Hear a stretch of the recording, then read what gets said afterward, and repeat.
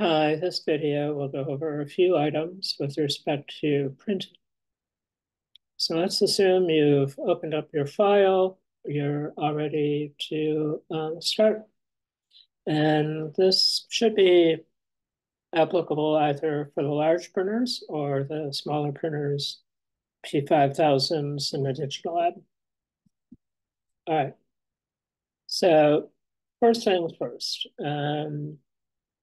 We should be working with a file on the desktop, not printing directly from an external drive. The reason being that an external drive, whether it's a hard drive or a thumb drive, has to go through the computer bus system, which is fairly slow. And you're asking a file to go from your external device through the bus system, through the computer, and then to the printer. Transfer rate's fairly slow, and there's a good chance, particularly if it's a large file, the printer's not going to get information and will stop. You also, should anything happen to the network, you could damage the file.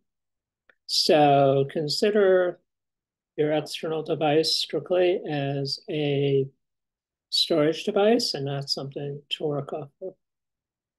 Okay, so with that said, let's get on with it. So I'm going to go File and this will be my first dialog box.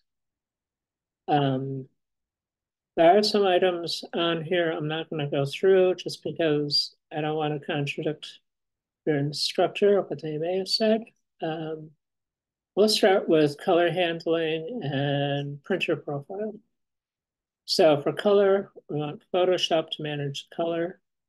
We're going to go to profile, and on this printer, we're going to look for the Epson paper profile, which is down here. Premium luster photo paper. This is for sheets. If you look below it, there's a similar name that has 260 next to it. That's intended for roll paper, and 260 references a paper. Okay, so now we need to go select our paper size. So I'm going to go click on printer settings, which opens up a new dialog box. And we're going to start with paper size. Let's go, for the sake of argument, US letter. All right, so these are my default options. And if you look over on the right, the top one says US letter. There's no other definition next to it. Epson printers all default to roll paper. So if you were to go in here and choose this top setting, that's going to be a roll paper.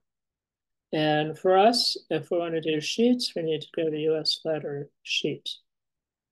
Okay, so that's something people forget about or overlook.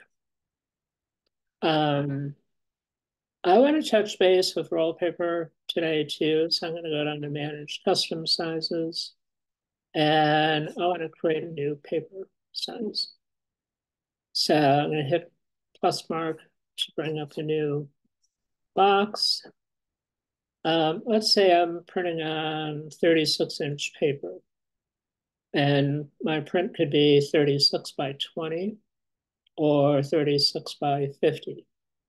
The width of the paper, meaning this is 36 inches wide, so the width is also 36. That always has to go first.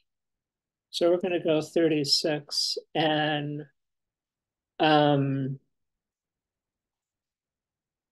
going to do 40. Okay. If you transpose these numbers for any reason, then the printer is going to print down the side of your paper.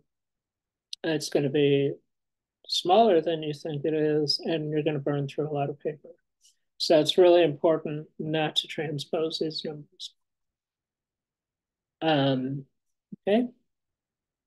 After that, we're going to go to printer option, and we're going to go down to printer settings. Okay. Even if I'm printing sheet paper, I always check this to make sure that my page setup's correct. If I chose the type of paper I'm using, and I think I selected sheet, I'm just going to double check it here to make sure. Make sure this is correct.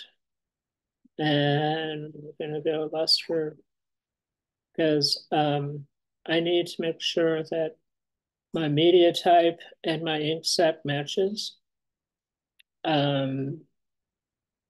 Could go to enhanced matte. You can actually use photo black with matte paper, but make sure that box and the box here for printer profile, make sure they match. I'll touch base with that in just a second.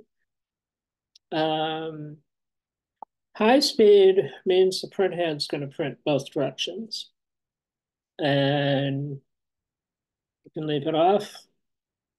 Let's go for finest detail, super microwave. Click OK. That should be everything you need to worry about. There are some other options in here you may need at some point. Under roll sizes, I could tell a larger printers whether to cut the paper. Under advanced, I can change the drawing time, just something you probably want to do if you're printing glossy paper or digital negative. You may need to change platen gap for some papers. And platen gap references the distance between the print head and the paper. Typically, auto is fine. Okay, so that should be it. And then up here, we can change the orientation of the paper. We can also go down here and scale. Also, since this piece is not filling the entire image, I can relocate this. Okay.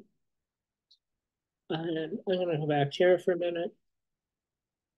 I'm going to go up, although I'm not using matte paper, I'm going to go up to it just so you know it's here. This is enhanced matte paper MK. Below it is PK. MK stands for matte ink or matte black. And the bottom is photo black. K typically is a reference for black. Okay. And there are various explanations as to why they choose K, but just so you know, it's there. Okay. Other than that, you should be ready to print. Okay. So that concludes this bit. I'm going to show you one other thing because I'm doing roll paper. I want to cancel this for a minute. Rather than printing out a huge piece of paper to do check my color, what I like to do is crop tool, and I'll make this smaller. I'll rotate it so that I hate this crop tool. Crop tool used to be so.